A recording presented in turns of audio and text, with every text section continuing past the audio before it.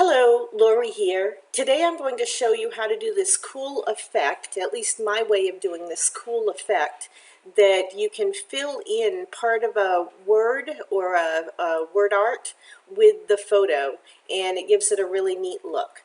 So I'm going to move over to a blank page, and to begin with, I am going to type in my word. So I'll go to text. I'm going to resize this approximately the right size, and then I will type my word into the box, and you can see the font I'm using right now, although you can use many different fonts as long as all the letters touch, is Aprilia script text. So right here, between the H and the A, they're not touching each other. So I have to get these letters to touch each other in order for this effect to work. So I'm starting by going to arranging and flattening, and then after I flatten, I just need to make sure that this H and this A, the rest of the word, is separated from each other so I can bring the H in beside the A. Of course, there are different ways to do this.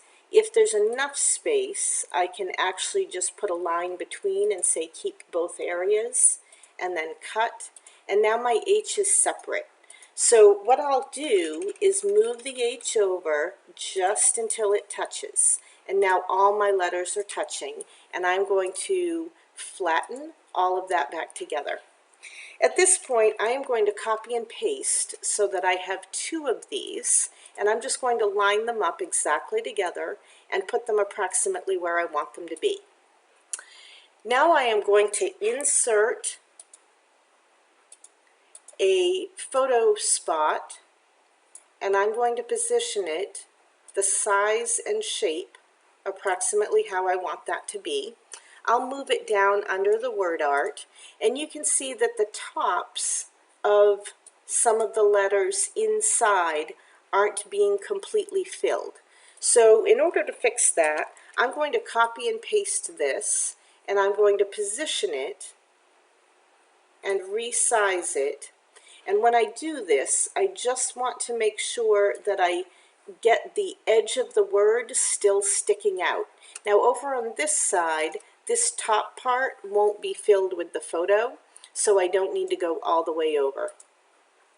I think this box here I'm going to bring down just a bit further so that the tip of the E sticks out of it.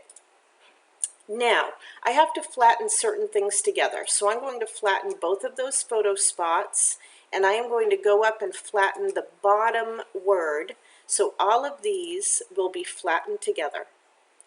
At this point, all I have to do is go to my cut wand. I am going to go to adjacent and click this top spot. I will say select, and then when I go to cut copy, I'm going to say just keep the unselected area and cut. Now on here you can see that those cutouts are the exact way we want them to be, so that the photo down below will fill, except for right here in the D, in the center of the D.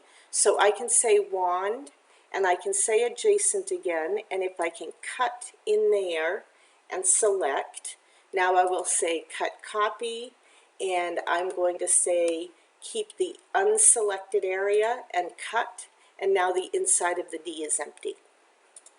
Almost done.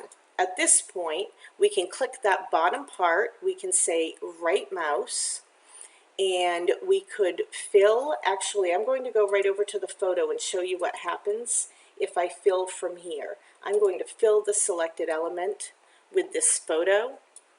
My box pops up and asks me where I want to put it, and I can OK and plop it right in there. Now another thing that I could do if I wanted to is I could insert an outliner. Before I do that, let me just remove the photo. I will insert the outliner. I'm going to pull that outliner down below that word, and then on this I can right mouse and I can say fill, convert to a photo drop point, and now I can just drag and drop my photo in. I can zoom and pan as I would like, and I do have this cool stroke around it if I want that stroke. If I don't, I can come up and I can say none, and then I can just put my own stitching or lines or whatever I'd like to do around it. But there you go. That is the method that I used in order to get this really cool look that I then used on this page using this kit that I just love. Take care, have fun, play with it, and I'd love to see what you do.